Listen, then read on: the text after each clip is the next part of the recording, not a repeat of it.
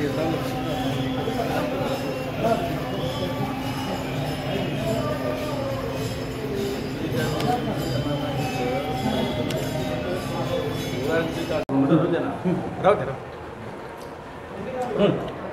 Sir पुन्हा एकदा राज्यामध्ये कंत्राटी भरती होते, सरकारने त्याला मंजुरी दिलेली आहे। आपण पाहिलं असेल की ही खोटारडेचं सरकार आहे।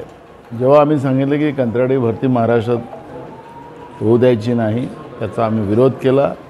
याच फडणवीसांनी सांगितलं होतं की आम्ही तो जी.आर रद्द केलेला आहे, आता महाराष्ट्रामध्ये कंत्राटी भरती होणार नाही, असं आश्वासन महाराष्ट्राच्या जनतेला राज्याचे उपमुख्यमंत्री फडणवीसांनी दिलेला होता।